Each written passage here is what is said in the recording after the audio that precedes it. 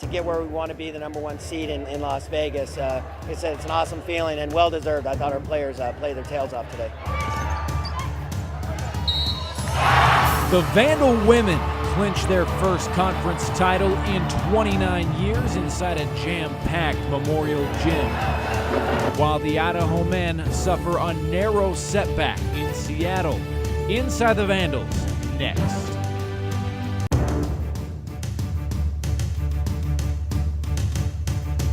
Hey, welcome into another week of Inside the Vandals. He's Joey Jenkins, I'm Tom Purvis, and Joey, the women win the WAC regular season title for the first time since 1985. It was a fantastic win over Seattle U, Tom, and of course we were right there. Went down to the very end of it. Didn't come without any drama. Yeah, that's for sure. When you look at this stat sheet, Seattle U actually outplayed Idaho. They outshot the Vandals, out-rebounded them.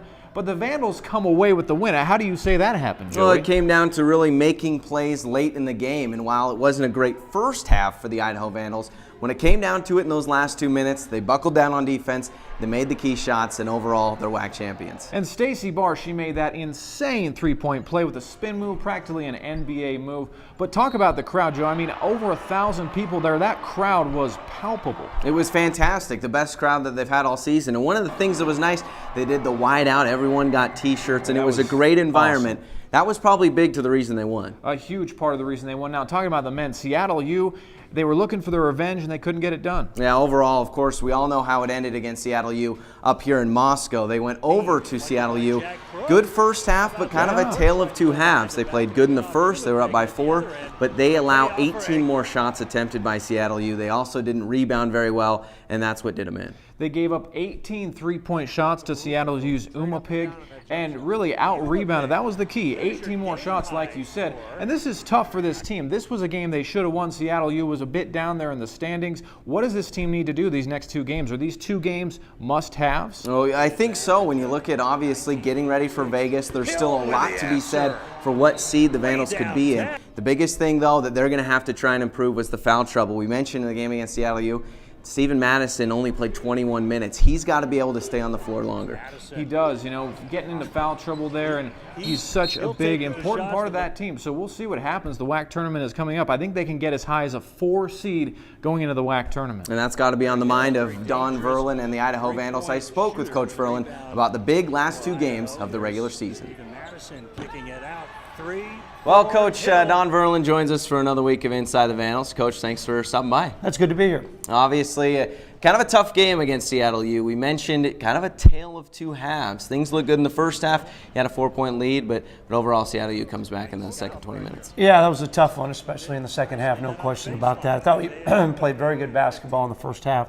One of our big keys to that game was to rebound the basketball and give Seattle U credit. They kicked our tail on the boards, and all in all, that was the difference in the basketball game.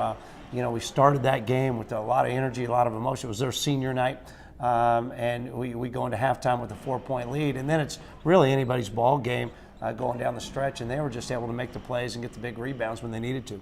One of the things that's interesting, you look at the box score, you guys shot better than them, but 18 more shots they attempted. That was the difference in the game, and mainly it came from offensive rebounding. We turned it over uncharacteristically a couple times there that hurt us, but again, give Seattle U the credit. Their pressure was really good. I thought they really played inspired basketball. They'd come off a triple overtime, lost 2 nights earlier, and came out and really tried to send their seniors off on a good note, and they did that. And it was disappointing to come out of there with the loss. What we got to do is regroup and get ready for this week. A lot of fouls called in this game, and Steven Madison, only 21 minutes, picked up early fouls in the first half. How do you adjust as a coach when you see the referees calling it a little bit more closely? Well, it's hard, because for whatever reason this year, with the whether it's the new rule changes or just the way things have gone, the officiating's been real inconsistent. I didn't think the game was officiated poorly on Saturday night. It was just called real tight, and obviously we get Steven with who was in foul trouble all night long, and that really hurt our chances to win. Specifically with Steven Madison, only 21 minutes. Do you talk to the younger players and say, listen, Steven Madison's in trouble here. He's normally our guy, and we've got to be able to step up for the younger players? Well, that's what they got to do. Next man up, no question about it. And I thought, we had some guys step up and play pretty well. But obviously, when you're without your all-league player, it's tough to beat a good Seattle U team on the road. But we battled and continued to battle, and it was a tight game with 8 to go, and it was going right down the stretch. We just couldn't find a way to win this one. One of the players that stepped up big for Seattle U, Isaiah Umapeg, he has 36 points. He made 8 3-pointers. At a certain point, is it just tough when a guy's on like that? He just caught fire. He's been playing really good. We lost him a few times early there in the second half and allowed him to get his confidence about it. And then watching the tape yesterday, he made a number of tough shots going down the stretch, but that's what good players do. It was one of those tough games for you, Coach. But you mentioned the young players stepping up, and one of those young players was Mike Scott. Michaela Dirks sat down with Mike Scott during practice this week to talk about his impressive performance. I'm joined now by Mike Scott. Mike, you've had to go through a couple different transitions this year, going from a junior college to a D1 and playing a couple different roles on the team. How do you think that you've grown as a player throughout this year? I think I've grown a lot. It just showed me, it actually showed myself, it put confidence in myself that I can do more than one thing. When I was in JUCO, I just thought, I can only play one position, dealing with size and height or whatever. But Coach Verlin actually gave me a chance to expand my game, and I appreciate that. When Glendine got hurt, you had to fill a big role and maybe some small shoes. How did that help your game?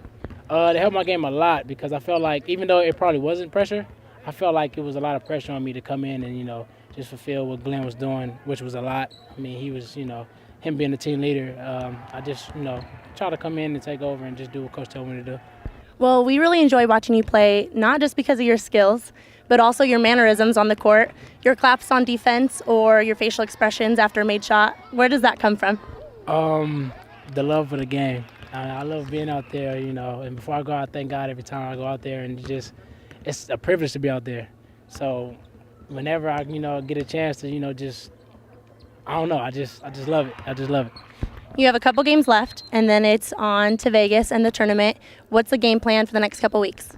What it's been all year, just play hard, no excuses, and just do it. All right, well, thank you very much, and good luck. Back to you guys.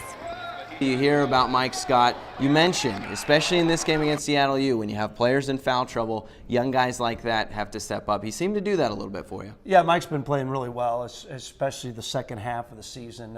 I was really aggressive with the basketball, especially early in the first half. I thought he got himself to the basket a number of times and did a good job. And Mike's a really good point guard, but Mike's a really special kid, and I've really enjoyed coaching him this year. It seems that he has had to play an expanded role since Glendine got hurt. Has he lived up to that, knowing that he's had to play a little bit more? Well, I think so.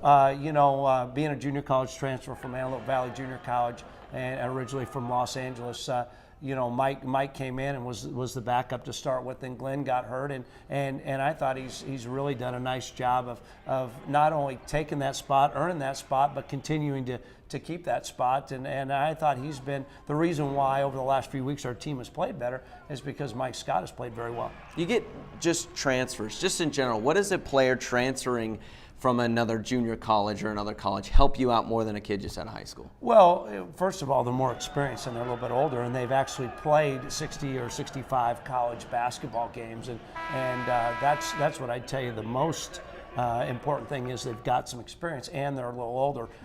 It always takes our junior college guys about a semester to kind of fill at home, and that's basically what's happened to Mike. We get ready for the last 2 games of the regular season on the road. We'll take a break. When we come back, we'll talk to Coach Verlin about those last 2 regular season games when Inside the Vandals returns.